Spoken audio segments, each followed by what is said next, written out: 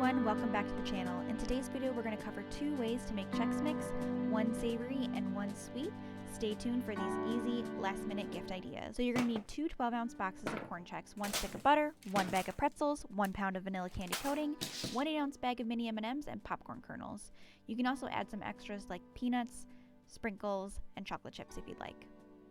First you're going to start by spreading out your parchment paper onto your cookie sheets. You need this to make sure that things don't stick to your pan. Go ahead and set those aside for later, and then we're going to go ahead and grab our extra large bowl and we're going to start to build our base for our mix. So our base is going to consist of 1 box for each bowl of corn Chex Mix. Go ahead and open that up and dump it in your bowl. Just dump it all right in there. Then we're going to add not the whole bag, but half a bag of pretzels to each bowl. Don't dump in the whole bag, just the 1/2.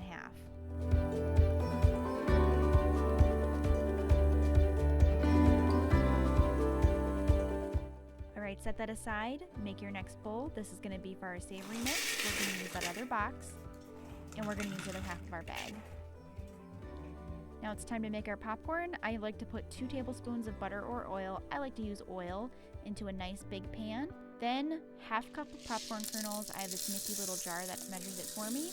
Take a few, throw them in the pan. Make sure your oil is nice and hot before you dump the rest of them in. And then split your popcorn evenly between both bowls. Now we've got our perfect, beautiful, delicious base for our sweet and savory mixes. We're going to go ahead and we're going to chop up that vanilla candy coating that we showed earlier. Chop it.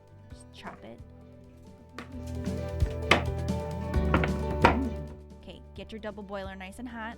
If you don't have a double boiler, you can normally melt this in the microwave. Keep a close eye on it. Make sure it's creamy and doesn't get overmixed. You don't want any moisture in there, otherwise it'll get clumpy and gross. I realized later that I need an extra large container to be able to actually stir in. So I put it in one of our big canning pots. Go ahead and dump all of that delicious, beautiful white chocolate in there.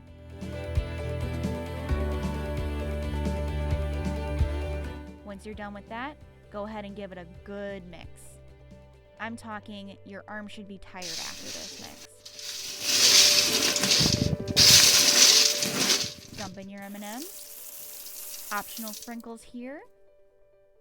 Also a good time to add your peanuts and any other mix-ins you want. Keep mixing. Should be nice and thoroughly mixed. You need to make sure that this has been mixed like cement. Doesn't that look good though? Keep that away from me.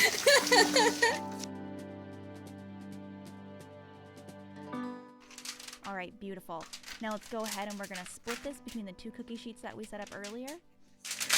Gosh, the light is so cool.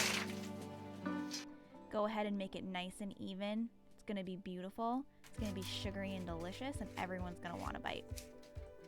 Make sure it's nice and evenly coated on the pan because we're going to make it a bart. We're going to want nice, beautiful clusters that are going to chunk up and be delicious.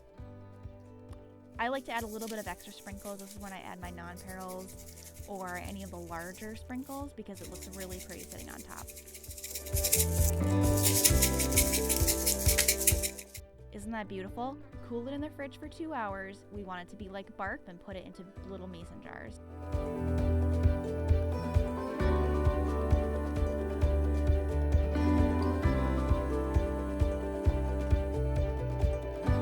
Alright, is it cool now?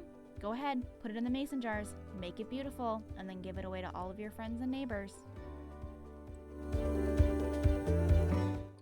So you and I are probably sweet folks, but what about all those people in our lives who don't like sweets? This next recipe is for them.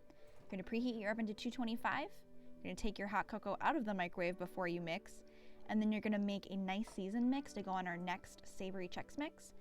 It is 6 tablespoons of butter, 1 teaspoon of garlic, 1 teaspoon of seasoned salt, 2 tablespoons of Worcestershire, and 1/2 teaspoon of onion powder. Start it at 30 seconds. If your butter's soft, it might be done by then.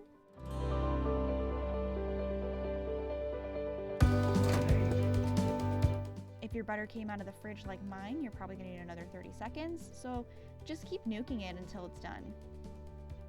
30-second intervals are ideal. You don't want it to explode everywhere. We need that savory goodness for our Chex Mix. You know the drill. Line another baking sheet with parchment paper. Set it aside.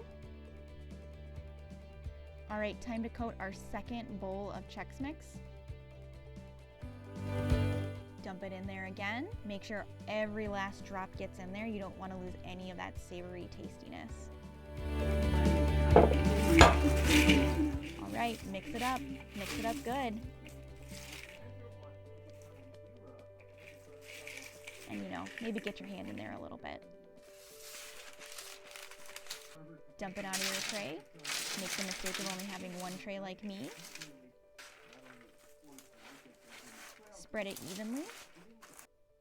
Realize you have too much on the tray, then go get a second one. You do want it to be a very thin bottom coat, so do either use 2 trays or try to make sure that you only make enough for 1 tray. This will basically be 2 trays, especially if you add any other nuts like peanuts or walnuts or pecans or anything like that. It's going to be a pretty big batch. Beautiful. That is going to make our savory friends go wild. Put it in the oven. You're going to bake in 15-minute intervals, stirring between each interval. You normally cook for about an hour. Pull it out of the oven when it's done. You know the drill. Put it in some mason jars.